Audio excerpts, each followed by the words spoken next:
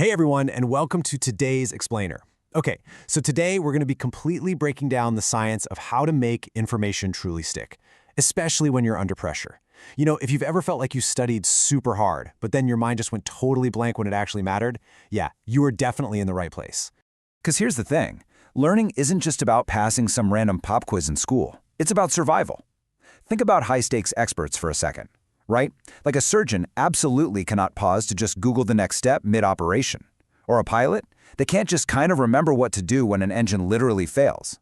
But look, this isn't just about them. It's about you. When you walk into a massive final exam or you stand up to pitch a really big client, your brain can't just sort of know the material. When life gets real, your memory has to deliver instantly. Okay, let's dive right into this. We're going to use a 4-part blueprint today to dismantle those bad study habits and rebuild a completely science-backed learning system. We'll be hitting the illusion of knowing, the mechanics of memory, why we really need to embrace desirable difficulties, and finally, systems, mindset, and patience. All right, starting off with part 1, the illusion of knowing and exactly why traditional studying basically betrays us. So, we need to bust the biggest myth right out of the gate here. Rereading and highlighting, they're honestly terrible ways to learn. Seriously, you spend an hour rereading a chapter, highlighting all these key phrases in neon yellow, and you feel great, right? Everything looks super familiar on the page, so you feel incredibly productive. But here's the catch. Familiarity absolutely tricks your brain into thinking it actually understands the material. Scientists call this the illusion of knowing. Come test day, that false confidence totally crumbles, and your mind just goes blank. Because true learning isn't recognizing something on a page, it's being able to pull it from your memory. Need proof? Well, think about this for a second. If I asked you right now, could you locate the exact fire extinguisher nearest your office or classroom? Go ahead, take a second to genuinely try and picture it. Pretty tough, right? In this totally fascinating UCLA study, professors were asked this exact question, and most of them couldn't do it. They literally walked past the thing every single day. But just because you see something constantly doesn't mean you can recall it when it actually counts. Your brain remembers what it does, not just what it casually sees. And honestly, this brilliantly illustrates the massive gap between how we usually study and how we really should study. Contrast that comfortable, easy feeling of rereading with the testing effect. When you actually close the book and force yourself to jot down the main ideas purely from memory, you are doing the mental equivalent of a weightlifter doing reps at the gym. It causes mental sweat. It feels hard. But every single time you retrieve that info, you are building much stronger memory muscles. If you want it to stick, you got to practice pulling the data out, not just passively cramming it in. Oh, and here's another major illusion, the whole idea of strict learning styles. How often have you heard someone say, "Oh, I'm a visual learner," or "I'm strictly an auditory learner"?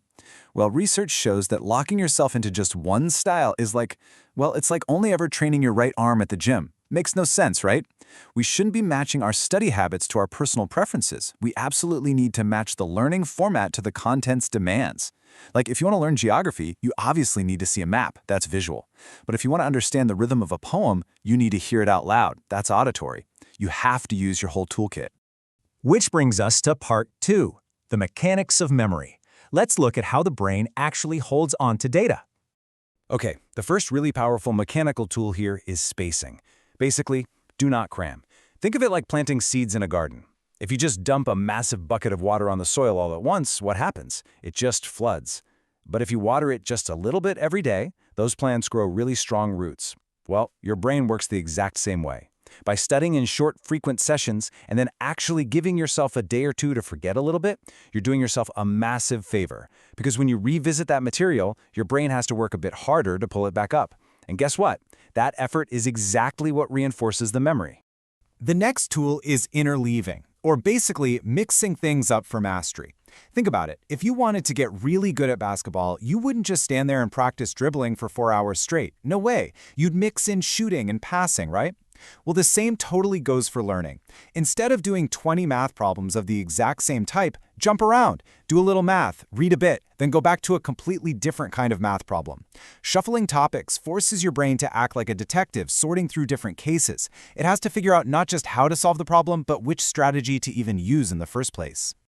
Moving right along to part 3, embrace desirable difficulties. This is where we learn why struggle is actually the end goal. So look, we all naturally want learning to feel easy. But if it feels too smooth, you are probably just cruising on autopilot. Scientists actually call this intentional friction desirable difficulties. Imagine learning to ride a bike, but someone is always holding it completely steady for you. You never wobble, you never fall. Sounds kinda nice, right? But without the struggle of losing your balance, you never actually learn how to balance yourself. You have to let learning feel hard. You literally have to win that fight to build lasting retention.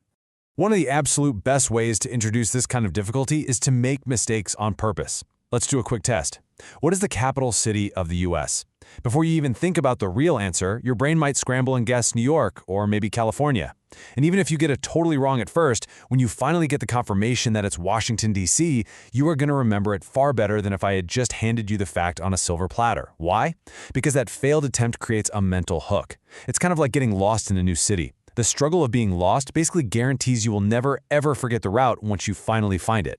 Now, how do you know you've actually conquered that desirable difficulty? Well, Albert Einstein totally nailed it. He said, if you can't explain it simply, you don't understand it well enough. And this highlights the incredible power of elaboration. Take a complex idea and force yourself to put it into your own words. For instance, if you're learning about compound interest, please don't just memorize a textbook definition.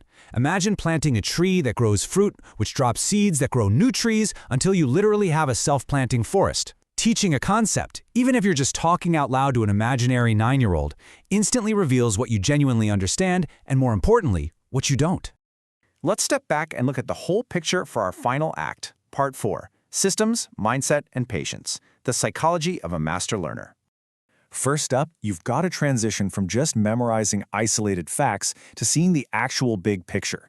Imagine being dropped right into the middle of a chess match. You could perfectly memorize exactly where all 32 pieces are sitting on the board. But if you don't actually know how they move, you literally can't play the game. A true chess master doesn't just memorize locations. They understand how the pieces work together as a complete system to win. So whether you're learning programming code or historical dates, you've got to always ask yourself how those individual facts connect to build the larger structure. And to get to that level of mastery, your mindset is literally everything. We have to completely ditch the fixed mindset. You know that annoying little voice that says, I'm just not good at math, why even bother? The truth is, your brain is absolutely not fixed. Every single time you learn deeply and struggle, you are physically rewiring your mind.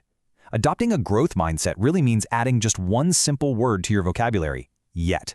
You replace I can't do this with I can't do this yet, my brain is growing.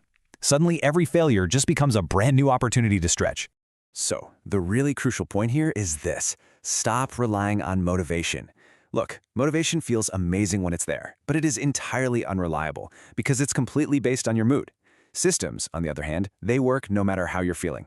Top learners do not wait around to feel inspired to study. They build study systems that are as routine and automatic as brushing their teeth. They pick the exact same time every day to go a retrieval session, they use their flashcards, and they just completely eliminate decision fatigue.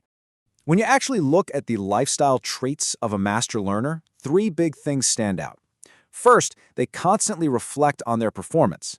Like the famous neurosurgeon Thor Eversold, he used to go home after difficult surgeries and mentally review every single stitch, asking himself how he could do it just a little bit better next time.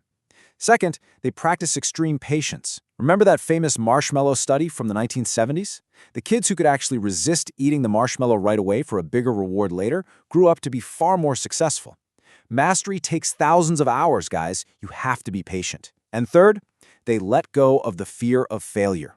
When you are constantly worrying about making mistakes, that anxiety quite literally clogs up your brain's working memory, which leaves you with way less mental space to actually solve the problem sitting right in front of you. Ultimately, this is the most empowering takeaway from all of this science. Learning is not some magical talent you're just born with. It is a skill, and you can build it. Real learners aren't magically gifted. They just simply build better habits.